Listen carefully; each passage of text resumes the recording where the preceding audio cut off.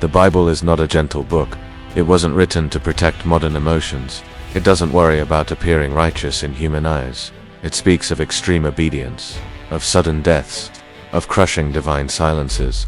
For centuries, these stories have been read, but rarely explained, and almost never preached in their entirety.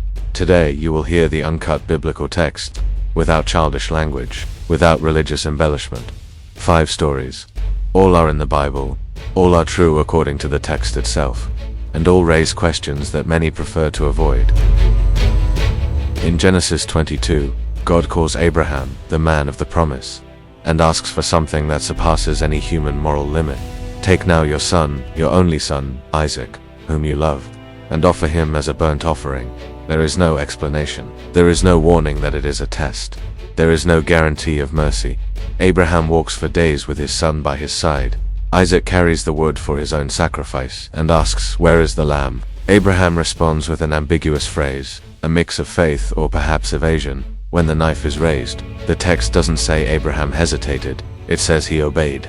This story isn't about feelings, it's about absolute obedience, even when it seems to destroy everything God promised before. Next, we have the death of a man who tried to help. Uzzah was accompanying the Ark of the Covenant, the ultimate symbol of God's presence. When the oxen stumbled and the ark threatened to fall, Uzzah did what anyone would do. He stretched out his hand to steady it. Then the Lord's anger burned, and God struck him down there. He dies immediately. The text doesn't say Uzzah was rebellious. It doesn't say he blasphemed. It only says he touched what was holy. Here the Bible presents a God who doesn't negotiate protocols, doesn't consider intentions, and doesn't explain punishments. The question remains, how far does holiness go before it becomes fear? Now for an insane vow and a condemned daughter. Jephthah makes a vow before a battle. Whatever comes out of the door of my house to meet me will belong to the Lord, and I will offer it as a burnt offering. He wins. He returns home. The one who comes out first is not an animal. It's his daughter, his only child. No recorded name. Defenseless. She tears her clothes. She cries. She asks for only 2 months to mourn her virginity.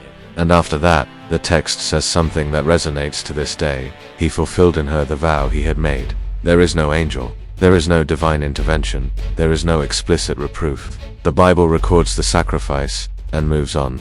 Here God's silence is more disturbing than the fire of the altar. If these stories are taking you out of your comfort zone, it's because the Bible never promised comfort. Click like and subscribe to the channel. This is just the introduction to a series. Each of these stories will have an exclusive video, deeper, more detailed, and even more disturbing. Consider Job, the righteous man who loses everything. Job was not wicked. He was faithful. Even so, he loses children, possessions, and health.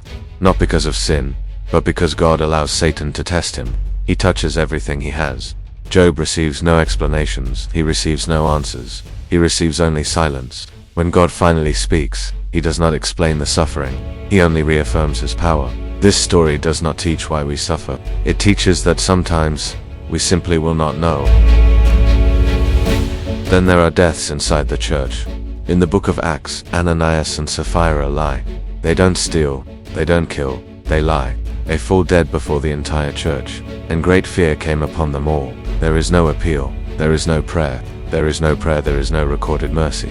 Holiness here does not work, it imposes fear. The early church is born, not in an atmosphere of security, but of absolute fear.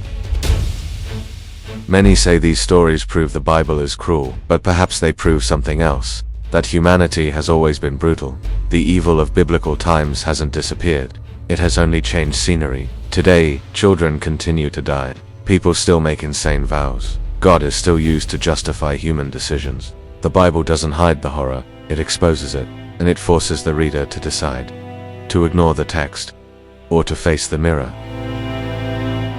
If you want to follow this entire series, click like, subscribe to the channel, activate the bell. The next videos will delve deep into each of these stories. No shortcuts, no filters, no fear. The Bible doesn't ask for permission, it confronts, and not everyone is ready for that.